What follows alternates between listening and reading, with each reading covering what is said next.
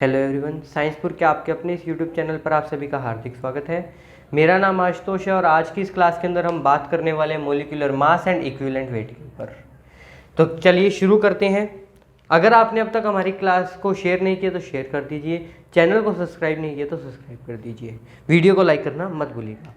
चलिए molecular mass की बात करते हैं। मॉलिक्यूलर मास क्या होता है? किसी मॉलिक्यूल का मास मॉलिक्यूलर मास होगा। कोई आपको मैंने मॉलिक्यूल दे दिया, सपोज दैट आपको मैंने दे दिया कि हाइड्रोजन है, कार्बन है या कोई भी है, ठीक है, तो वो उसका क्या होगा? मॉलिक्यूल्स के जितना मास ऑक्यूपाई कर रहे हैं वो मॉलिक्यूल्स, उसका क्या हो जाएगा? वो मॉलिक्यूलर मास हो जाएगा। The molecular mass of a substance is the number of times molecule of the substance is heavier than, क्या कह रहा है? कितने टाइम जो सब्सटेंस है वो किसके? C12 के कार्बन 12 के 12 ग्राम या कार्बन 12 के 1/12 पार्ट से कितना हैवी है वो उसका क्या हो जाएगा? मॉलिक्यूलर मास हो जाएगा। अगर आपको क्या दिया हुआ है, हाइड्रोजन है तो कितना है उसका मॉलिक्यूलर मास आप निकाल सकते हो इससे। कार्बन C12 के 1/12 पार्ट से कितना हैवियर है। हीलियम दिया हुआ है, हीलियम निकाल सकते हो, नियोन निकाल सकते हो, तो वो क्या होता है? इसका मॉलिक्यूलर मास होता है। और ये क्या होते हैं? C12 आइसोटोप होते हैं। क्या होते हैं ये? आइसोटोप्स होते हैं। ये होते हैं आपके आइसोटोप्स। आइसोटोप्स के ऊपर ही हम क्या करते हैं? मॉलिक्यूलर मास फाइंड करते हैं। अब ग्राम मॉलिक्यूलर मास फाइंड करना हो तो क्या होता है? ग्राम के अंदर जो अमाउंट हमें मिल जाएगी वो क्या हो जाएगी? उसके ग्राम मॉलिक्यूलर मास हो जाएगा। तो चलिए अब शुरू, आपको पता लग गया मॉलिक्यूलर मास क्या होता है। कार्बन 12 के आइसोटोप्स का 1/12 पार्ट से कितना कोई मॉलिक्यूल हैवी है। सपोज दैट आपको क्या दिया हुआ है? हीलियम दिया हुआ है। हीलियम दिया हुआ है तो मतलब कार्बन 12 है जो C12 है उसके 1/12 पार्ट से कितना हैवियर है। C12 है तो 12 एक हो जाएगा, एक कार्बन से कितना हैवियर है वो बता सकते हो आप। जो भी आपको निकालना हो उसके हिसाब से आप निकाल सकते हो। अब हम बात करें इसके अंदर अगर ग्राम की, तो ग्राम के अंदर जो मॉलिक्यूलर मास में जो मिलेगा अगर वो ग्राम की फॉर्म्स के अंदर कन्वर्ट कर दें तो वो क्या हो जाएगा? ग्राम मॉलिक्यूलर मास हो जाएगा। अब हम बात करते हैं इक्विवेलेंट वेट, इक्विवेलेंट मास की। इक्विवेलेंट वेट, इक्विवेलेंट मास एक ही बात होता है। इसको किससे शो करते हैं? EW से, EQ से शो करते हैं। इक्विवेलेंट मास, इक्विवेलेंट मास होता क्या है? देखिए इक्विवेलेंट मास फाइंड करने के लिए हमें क्या करने पड़ेंगे? काफी सारे फॉर्मूलाज ड्राइव करने पड़ेंगे, याद करने पड़ेंगे। उनके बिना हम क्या नहीं कर सकते? इक्विवेलेंट मास को फाइंड नहीं कर सकते। पहला फाइंड कर रहे हैं हम equivalent mass of an element. अगर कोई एलिमेंट है उसका इक्विवेलेंट मास फाइंड करना हो तो आप कैसे फाइंड करोगे? तो उसके लिए आपको क्या करना है? सिंपल सा एक फॉर्मूला याद करना है। क्या याद करना है? सिंपल सा फॉर्मूला याद करना है। क्या लिखोगे? Atomic mass, atomic mass of the element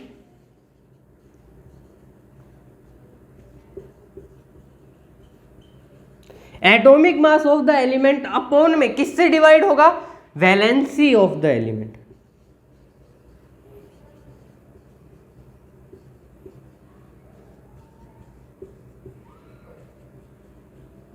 valency of the element से क्या कर दोगे आप? माइनस कर दोगे। सपोज आपको क्या दिया हुआ है? एग्जांपल आपको दिया हुआ है, सपोज दैट सोडियम दिया हुआ है। सोडियम की वैलेंसी कितनी होती है? वैलेंस शेल के अंदर इसके अंदर होते हैं 1 इलेक्ट्रॉन। सोडियम कितने नंबर पे आता है? सोडियम हमारा आता है 11th नंबर पे। सोडियम का क्या होता है? 11 नंबर होता है। तो क्या होते हैं, कैसे फिल होते हैं? देखिए KLM से फिल करते हैं। KLM क्या होते हैं? के अंदर 2, 8, 10 और 1, 11 है। वैलेंस शेल के अंदर कितने हैं? 1 इलेक्ट्रॉन है। प्लस का साइन हमें बताता है ये क्या है? मेटल है। जितने भी मेटल्स होंगे वो क्या करेंगे? प्लस का साइन लेकर रखेंगे अपने पास। प्लस का साइन मतलब ये क्या कर रहे हैं? इलेक्ट्रॉन्स को क्या कर रहे हैं? डोनेट कर रहे हैं या एक्सेप्ट कर रहे हैं भाई। मतलब ये क्या करते हैं? अपनी वैलेंसी कंप्लीट करने की ट्राई करते हैं। नेगेटिव का मतलब क्या होता है? वो क्या कर रहे हैं? डोनेटिंग है वो, ठीक है, तो ये देखिए अब प्लस क्या है, मेटल्स है, मेटल्स को शो कर रहे हैं। सोडियम की वैलेंसी कितनी होती है, +1 होती है, आप सभी को पता है। तो मुझे क्या करना है, atomic mass of the element. Atomic mass कितना है सोडियम का, सोडियम का एटॉमिक मास होता है या एटॉमिक वेट होता है 22.09, 23 मान लेते हैं इसको, 22.09 से करेंगे हम लोग। 22.09 क्या है इसका एटॉमिक मास है, वैलेंसी कितनी है 1, तो इसका क्या इक्विवेलेंट वेट कितना हो जाएगा 22.09। ये आपका क्या आ जाएगा, इसका इक्विवेलेंट वेट आ जाएगा। आप पता कर सकते हो कि सोडियम का इक्विवेलेंट वेट क्या होता है। और एग्जांपल देखते हैं इसके लिए, चलिए क्लोरीन की बात करते हैं। क्लोरीन भी क्या है, एलिमेंट है। क्लोरीन हमारे लिए कितने नंबर पे आता है, 17 नंबर पे आता है। क्लोरीन कितने पे आता है, 17 पे आता है। और एटॉमिक मास क्या होता है, क्लोरीन का एटॉमिक मास होता है 35.5। चलिए 17 पे आता है, KLM कर लेते हैं, KLM। KLMN किया तो क्या हो गया, KLMN करते ही आपको पता लग जाएगा कितने इलेक्ट्रॉन्स आ रहे हैं। K के अंदर कितने आएंगे 2, L के अंदर 8, कितने हो गए 10, और ये M के अंदर कितने आ गए 7। यही होगा, 17 बना, क्लोरीन 17 है, 2 8 7 ही हुआ। अब क्या है आपको पता है, एटॉमिक मास अपॉन में वैलेंसी कर दीजिए। आप क्या फाइंड कर सकते हो, इक्विवेलेंट वेट फाइंड कर सकते हो, इक्विवेलेंट मास फाइंड कर सकते हो किसी एलिमेंट का। चेक कर लीजिए, फिर भी क्लोरीन 17 पे ही आता है, आप लोगों को पता है।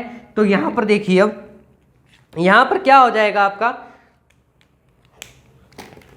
यहां पर अब देखिए क्लोरीन का कितना है element, atomic mass 35.5 divide by 7, point हटाया 0, 70 सॉरी, तो क्या हो जाएगा, कट कर दीजिए, 7 5 जा 35, कितना बच गया 5 बच गया, 7 5 जा 35, 5 बच गया, 5 के बाद पॉइंट लगाया आपने, इसके बाद क्या हुआ 50 के बाद 7 7 जा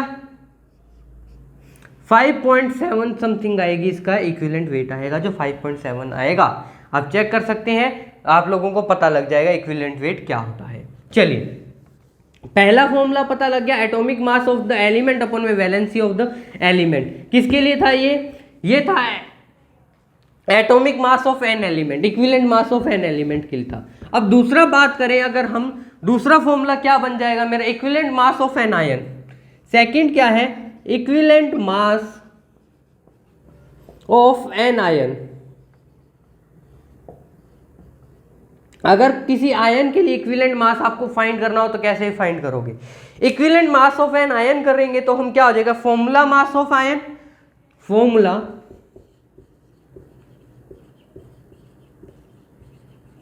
मास ऑफ एन आयन अपॉन में क्या आ जाएगी, उसकी वैलेंसी कितनी है, चार्ज कितना है,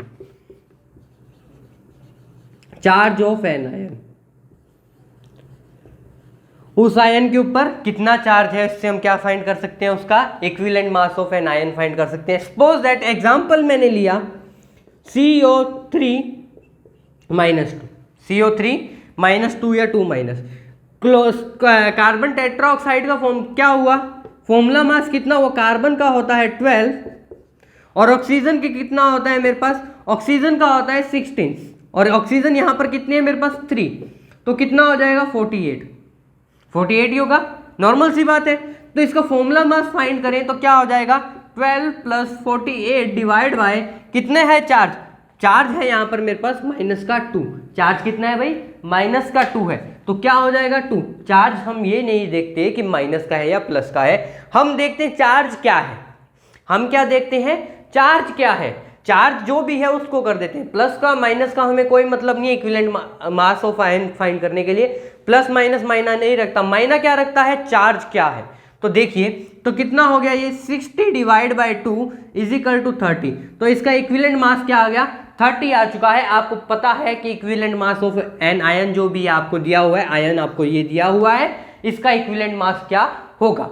अब आपको बात करनी है, दो फॉर्मूलास आपको पता लग चुके हैं, equivalent mass of an ion पता लग गया, फॉर्मूला मास किस तरह फाइंड कर सकते हो, आपको पता लग गया किसी एलिमेंट का कैसे फाइंड करना है। और अब हम तीसरी बात करते हैं, इक्विवेलेंट मास ऑफ मॉलिक्यूल का होगा, आयन का हो गया तो मॉलिक्यूल ही रह गया, सॉरी ऑक्सीडाइजिंग और रिडक्टिंग एजेंट का, equivalent mass of an oxidising and reducing agent, equivalent mass of an oxidising and oxidising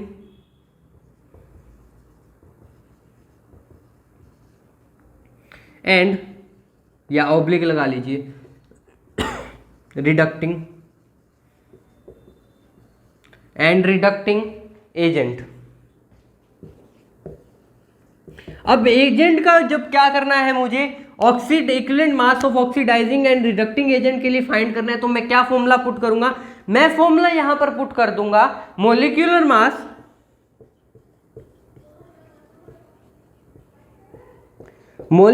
mass upon में क्या फॉर्मूला पुट कर दूंगा, नंबर ऑफ इलेक्ट्रॉन, इसको थोड़ा सा बड़ा लिखते हैं, molecular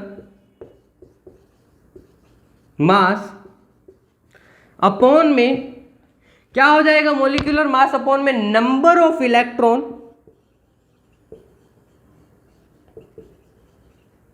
lost, number of electron lost और गेन्ड,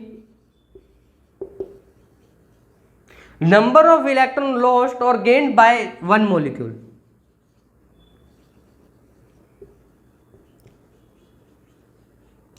नंबर ऑफ क्या है, मॉलिक्यूल्स का जो है कितने इलेक्ट्रॉन गेन किए हैं या डोनेट किए हैं, उससे हम क्या फाइंड कर सकते हैं, equivalent mass of reducing and oxidising agent find कर सकते हैं। आपको क्वेश्चन के अंदर दिया हुआ है, आपको कोई रिडक्टिंग एजेंट दे दिया मैंने कि आपको रिडक्टिंग एजेंट ये है, तो आपको उसका मॉलिक्यूलर मास पता होना चाहिए। मॉलिक्यूलर मास क्या होता है, C12 के 1/12 पार्ट से कितना हैवियर है वो उसका क्या होता है, मॉलिक्यूलर मास होता है। और आपको पता होना चाहिए कि उसने कितने इलेक्ट्रॉन लॉस किए और कितने इलेक्ट्रॉन गेन किए, या उसके ऊपर जो चार्ज आ रहा है वो लॉस और गेन का वही बताता है हमें। ठीक है भाई, अब फोर्थ बात करते हैं हम लोग, equivalent mass of an acid. Acid के लिए हम अगर इक्विवेलेंट मास फाइंड कर रहे हैं तो कैसे फाइंड करेंगे।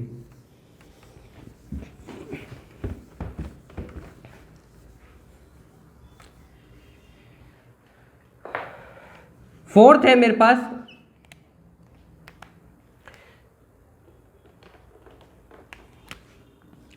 Equivalent mass of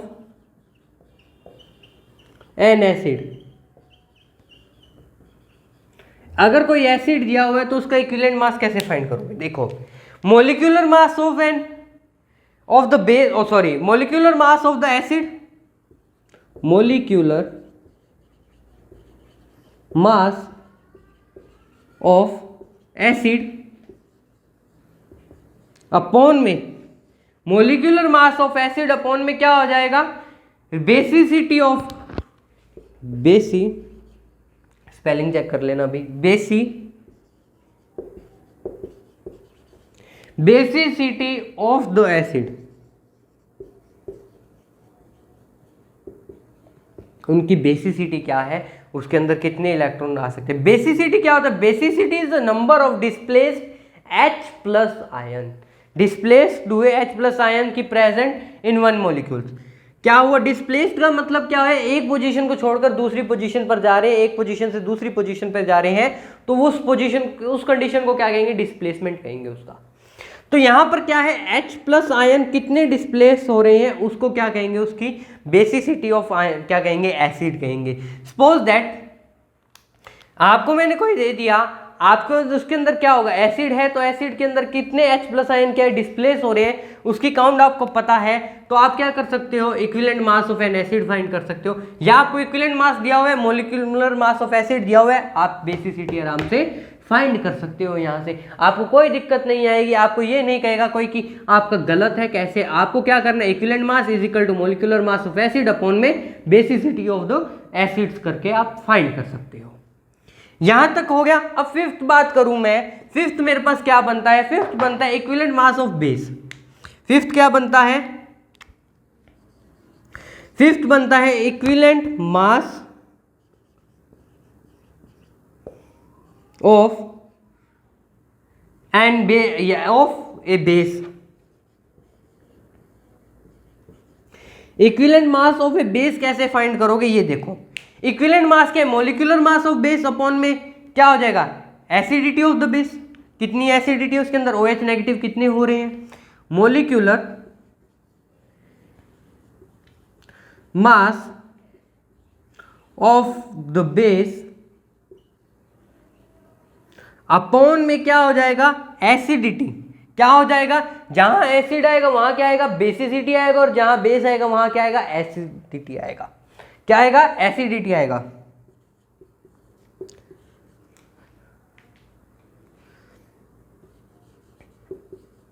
acidity of the base. ठीक है, तो आप इससे क्या कर सकते हो, फाइंड कर सकते हो। Acidity of the is the magnific number of displacement OH negative ion. Acidity क्या होता है, ये क्या होता है, OH नेगेटिव आयन का डिस्प्लेसमेंट को बताता है हमें। ये किसको बता रहा है, OH नेगेटिव आयन के डिस्प्लेसमेंट को बता रहा है। तो वो ये क्या कर रहा है, क्या हो रहा है, मॉलिक्यूल का बेस है, acidity of the molecular of the base.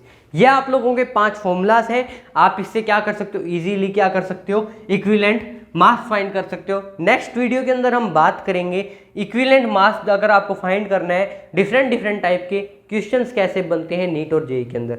अगर वीडियो अच्छी लगी हो तो लाइक जरूर कीजिएगा, चैनल को शेयर एंड सब्सक्राइब करना मत भूलिएगा। Thank you and have a nice day.